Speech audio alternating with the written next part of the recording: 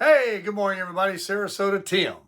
Welcome to Morning Chat, and I've already drank all my coffee. It's 6:35 a.m., and I'm on my way out the door. I'm heading over to the gym. Today is the day to get in shape, not January 1st. Today's the day to get those steps in and those exercises in to work on those muscles that are getting fatigued and weak. I do have a bad rotator cuff, so I got to take it easy on that side. But the tummy is pushing out again a little bit. I drew a line in the sand. It's all over. I've got to fix up what I've let get out of hand. So this morning, I'm going to probably ride the wing over there. Be a little fun. No more videoing on the Gold Wing until further notice. I can't seem to get the view right, the audio right, and it's just not worth it. So. But I did want to tell you guys this morning, I got up at 3 a.m. and I'm going to be honest, I made 4 videos. And my mind is so convoluted with different things in it that I started going on a rant and a tangent that I thought it deviates from my normal speak. And I just said, I don't know how people will respond to that, or if that should be something I should put out there. And you're like, God, what could it be? What could it be? Well, I guess it was just, I've started watching these YouTube channels about life and how to live and how you should start thinking about living as a senior and your retirement age, in Social Security. And this guy actually retired at 44 years old, but he's 60 now, and he's talking about how certain things you need to do, not do anymore, get rid of, start getting. It's just a whole, and I had it all in my head, and I am influential, gullible to a degree, and I thought, I need to regurgitate some of that and share with my community, and I need to apply those things in my own life. And I know what I need to do, but I do like learning new things. I do like the idea that I'm not one of these people that says, well, I've been doing it this way my whole life, and that's the only way I'm going to keep doing it. I don't want to hear any other thing. I'm a closed-minded person. I don't know about that new technology. I don't want to know about it. I'm just going to be left behind. I'm not like that. I want to keep up with things, but I also realize, and some of the things I was talking about, is the world today is so full of technology, and these iPhones are just smartphones, I should say, because that includes the Androids. Did you know that we spend 4.5+ hours a day, average, looking at those screens? And 91% of Americans own a smartphone. The other 9% are babies. So while technology is awesome, and it can definitely help us, and it's helping me a lot, it's a bad thing in a lot of ways. And this AI, and it's just getting worse. You know that in 2007, Steve Jobs introduced the iPhone. And he says, sometimes you come up with something that just changes the world. Boy, was that an understatement. I watched a video that talked about how vacuums and different things, I forgot all the other items, or electronic type things, how the graph went like this over many years to become the norm that everybody has, but it went like this. And then when the iPhone was introduced in 2007, it went like this, to where nothing of any technological item has ever soared to where everybody, almost 4.5 billion people, own a smartphone. So, as you already know, and I can imagine you're thinking that, these smartphones are, and most people, a lot of people have them and don't even know the features they can do, which is a kind of a blessing in one way, and then it's not in another, because you need to know ways that it can help you. But we also need to put them down. I observe all the time, and I'm as guilty as anybody, having to make a video, edit a video, and put a video up on social media. But I'm very observant of people, and I see them walking, talking, sitting on a bench, at the gym, at gas stations, in their car. Literally, everybody's staring at a phone. Everybody. And not only is it dangerous and distracting when you're driving and stuff, I'm not talking about that. We all know that that's dangerous. But they're just not looking at people. They're not looking at their surroundings. They're not looking at the beautiful country we live in. They're not putting it down and going into the woods or going up in the mountains or going to the desert or going to the beach and leaving it in their car, put it in their pocket, shut it off, silence it just for a while. They feel like if they don't have it or they leave the house without it or leave it in the car, oh, I got to go back. I don't have my oxygen tank. I mean, it's that bad. And so should we evaluate? Should there be a law? No, that regulates how much we look at these. What's it getting to be? What's it turning into? I was talking to somebody yesterday at the Apple store because I finally got the promotion that I've been wanting to finalize with T-Mobile on giving me my bill credits and paying for this phone go through.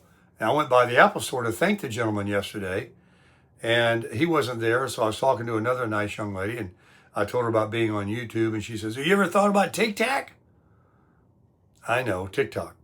But I said, no. I said, but, you can get monetized. And I'm like, that's all I need is another social media that I've got to, Instagram, TikTok, Facebook. And most people are on those things that aren't YouTubers. They're on Facebook, they're on Instagram, they're posting what they're doing every time they turn and what they're drinking, what they're eating, checking in, getting likes, and it's too much. It's too much. And that leads me to another thing that I was discussing this morning on my videos that I've talked about before, is I've been thinking a lot about living in my 60s and my retirement age now on Social Security. And recently I've really been becoming more cognizant of my age and how little life I have left. Now that doesn't mean that I'm sick and I'm dying of something. It just means if I live to be a ripe old age of 73, which is the average age for a male in this country, I know some people argue it and say it's 75 or 6 now. What's the difference? A few years. And I know there's people living to be 180 and 90 and all that. So what I mean is when you are in your 60s and you're going to be in your 70s, you're going to be doing a lot less. And then in your 80s, you're going to be doing a lot less, doing what you did when you were 50s and 60s. So you got to start living your life. How do you do that? Well, first of all, you got to be healthy. You got to be healthy in here and in your body. And I'm off track right now on some of the things, the way I'm thinking. I'm getting back on that. That's easy because I know how to do that. And then the eating and getting healthy and exercise is pure been complacent attitude and focusing more attention on a motorcycle or other things in my life that are fun, but I need to keep my health going or I'm not going to be around to have that fun. So I have to make priorities. That's why I'm going right now. I got to end this video and get a workout in and get some steps in. I'll ride the motorcycle over there, so I'll get a twofer.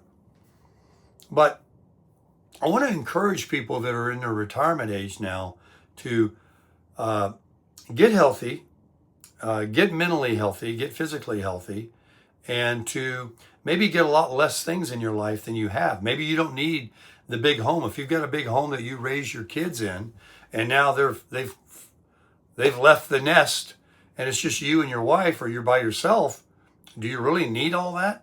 Maybe a nice condo or an apartment or an RV or whatever, would be better, less upkeep, and you could get out and do more things and not be strapped to having to cut the grass and, worrying about being gone or all the stuff that goes along with a big property now. And maybe there's a lot of things that you have over the years that you haven't even took off a shelf and used in years. Some tools or clothes you don't even wear. Take them to the Goodwill. Start purging. Just start. And then when you get everything down and out of the house, and sell that house. I'm saying, you do what you got to do, but I wouldn't want to own a big home. I would like a nice tiny home or the RV. Less is more. And people are adopting that. And so maybe that's some things that you can do that will give you more happiness, that, man, I'm so glad I don't have all that on me anymore. And pruning the bushes and the garden, they cut the grass for me out here at the condo place and stuff like that. So start making some modifications. You have to. You're not the same as you were when you were younger, and you don't have the same needs. And some things you need more of, like the exercise, quitting certain habits. Maybe it's drinking, smoking. Don't you want to live? Don't you want to live and, and see your grandchildren become adults? Then do for yourself. Get yourself. Start worrying about you and less about others, and getting yourself together so you can be with those others that are important to you. And start to eschew certain people in your life and certain things that you watch, certain places you go that are toxic, that are poisoning your life. You just got to use common sense.